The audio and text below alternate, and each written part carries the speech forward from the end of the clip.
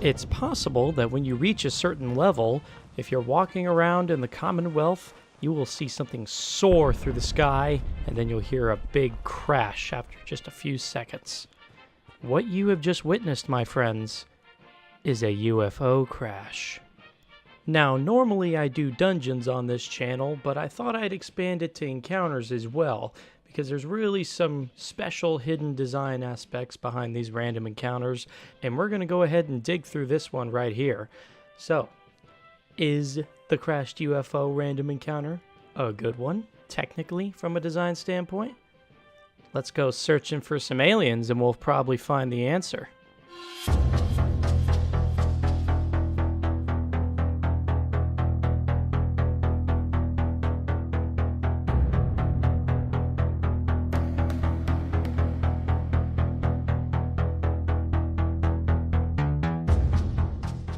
After arriving at the crash site, the first thing I noticed was the UFO crashed from the complete opposite direction from the flight path I saw it take initially.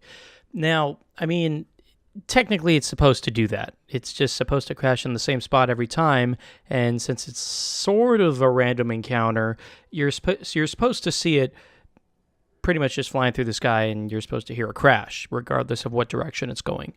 Now, that's not really that big of a deal, because it's actually really hard to see anyway, but I technically saw the smoke trail, and it's possible that from a design standpoint and from an in-game standpoint, it's possible that the UFO may have swerved around to try and land softly, but it does still kind of trouble me. Now, like I said, it doesn't really matter too much. It was still pretty much a random encounter that got my adrenaline levels pumping. I mean, I love aliens, UFOs, all that fun stuff. I mean, I was fanboying pretty hard. Anyways, I was also paying attention to the fires left behind from the crash, too. And honestly, the first thing I'm going to point out is this fire right here doesn't make any darn sense at all. I mean, why on earth is this rock burning? Rocks aren't flammable. Is it coal? Is it dripping with gasoline? I mean, it's entirely possible, but to me, it just looks like a normal rock, not wet with gasoline at all, and those don't burn. Just me being my nitpicky self again, though, so don't mind me. Overall, though, the scene, just this particular scene, is pretty enticing. And by enticing, I mean, yeah, I mean, it looks pretty good, but by enticing, I mean it draws the player in, even if you didn't even witness a random encounter, because it's possible you did not witness this random encounter. Remember, it's a random encounter, sort of, and if you did not witness this random encounter, there is another way you can find out that there is some sort of alien life form out there, which we'll go over later. But basically, if you're searching or you just so happen to be passing by the area, the fire gives it distinction from other parts of the area, such as the brightness. It also is pretty loud. I mean, it is very loud, so if you're close by, you're going to hear it. But moving on to the UFO itself, I actually really love the overall design compared to how it looked in the Mothership Zeta from Fallout 3. It's basically a super updated version of that, and I think it looks really amazing. It's sleek, it has color, and best of all, it's a pretty decent size. I mean, it's not just a small UFO and, I haven't really witnessed it, but, some UFOs can tend to be pretty small, but it's pretty decent in size. But peeking at our toesies spots us a small splat of green goo. Now, it's easy to assume that said green goo is alien blood. I mean, come on, there's a crashed UFO with no alien in sight, and there's no way he just got up, dusted himself off, and went on his merry way. However, the designer cleverly used the alien's blood to show a path towards our extraterrestrial friend. Now, I'm going to start by pointing out that is, again, another very good design, a very good design practice to follow. If you want your player to go somewhere, you use something that makes sense in the environment to point that player in the right direction. In this case, it's alien blood. It makes sense because there's a UFO crash, he's injured, and you follow him this way. So you want him to go that way, and it's a clue. That's just kind of how it works. But following that blood trail up the side of the crater, on the side of this rock, and down the hill, leads us to a cave. And this cave is both easy and hard to miss. The positioning of the cave, along with the path you've been led on with the blood trail, makes this tiny little entrance stand out from anything else in the distance. But if approached from any other direction, it is pretty difficult to actually notice the cave. And that is another one of those clever design tricks. Well, okay, it's not that clever, but it's still pretty cool. I mean, it makes sense. Anyways, heading through the entrance leads us to a very small enclosure. I mean, it's a lot smaller than most other locations in Fallout. It doesn't go any farther than your eye can see.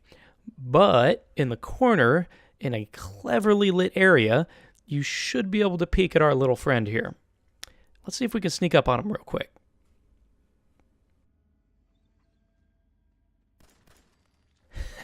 Yeah, that was pretty easy. I'm pretty sure we'd win if we were ever invaded. Oh. But looting the alien's corpse will give you the very strong and unique weapon known only as the Alien Blaster. In its current state, it only accepts Alien Blaster cells, but you can modify it to accept a different ammunition. It just won't be as powerful. Still a great gun, though. But besides the alien, this cave also inhabits a skeleton with a ham radio. So, I mean, this cave was really well hidden if he was never found. I mean, I actually really like how small the cave is. Smaller caves are generally harder to find and are great places to hide out. I mean, plus, this one has such a low ceiling that they designed it so that the tree roots from above come down and form a pillar with both the dirt and rock. And there's not a single light source in here besides where the alien was. That makes it both very unique and very cool to explore. Because, again, it goes back to the fact that the cave is pretty hard to locate. That's where the alien wanted to go. And I love small caves that are really hard to find because I think they can sometimes contain something really special. And hopefully when I'm a designer at Bethesda Game Studios, I plan on somehow incorporating a small cave into some sort of design aspect, like in a quest or something, and just make something really special out of it. But anyways, that's just me. It's still a small little encounter and location, and I still think it's really cool nonetheless. But in order to rate it, I do need to generate a pros and cons list. In my pros column, I'm going to start off with the loot. The loot of this random encounter is A++. Now, while there may not be a lot of loot, you still get a very unique weapon that is extremely powerful, upgradable, and can only be found in this certain location in the game. In the entire game, unless you have a mod. Number 2, I love how creative this random encounter is. Creativity just takes a concept that was done in Fallout 3 to make it a cool, unmarked quest. And the upgrades in design to both the ship and the alien blaster are pretty slick, too. And the fact that you're able to even upgrade the alien blaster now, it just makes it even better. And my third pro is this encounter actually makes completely logical sense. UFO crashes, injured alien jumps out and seeks shelter in a nearby cave, then you have to follow the bloody left behind and take him out to get the reward. That's that. Simple as can be, but, logical. Even though it's surrounding the very controversial fact that aliens exist. I mean, I personally believe aliens exist, but there's a lot of people out there that don't. Now, moving on to my cons column, I'm going to start off with the size. I wish they made a full side quest for this alien encounter. I mean, the encounter itself is really cool, but the length of it is very underwhelming. I mean, just imagine if they developed it into a detective side quest with Nick Valentine. I mean, that could have been a really cool concept. He gets a new case in, somebody sees something flying across the sky, we go to investigate, don't find an alien, but find the UFO, and we have to find where he is, and oh man, that could have been like real Invasion of the Body Snatchers type of quest. I mean, that could have been a really cool concept. My second con is the difficulty. I mean, not only is this quest not very long, it's not very challenging either. The toughest thing about this quest is to actually find the UFO. Otherwise, I mean, I was just able to walk up to the alien and one-shot him with a 10mm pistol. Now, all of that obviously does depend on what difficulty you're playing on, but on normal, that was a little too easy for me. So, with these in mind, I'm giving the crashed UFO encounter an OK rating, meaning that it's not a bad encounter, but then again, it really isn't a spectacular one due to the length and the difficulty. And that's it. Again, this is a somewhat random encounter that happens after you reach level 20 in the game. You'll see either the UFO crashing down from the sky, or if you activate Relay Tower 1DL-109, you can follow the signal strength to the crashed UFO site. But let me know what you think in the comments below. Do you think the UFO crash site is a good encounter, or just another rock in the dirt? You can also make suggestions on where to go next in either the Fallout or Elder Scrolls franchises. And if you'd like to support me, be sure to give the video a like. If you want to go the extra mile, I've put my Discord and Patreon links in the description below. But above all else, I just want to thank you so much for watching my video, and I hope to see you all in the next one.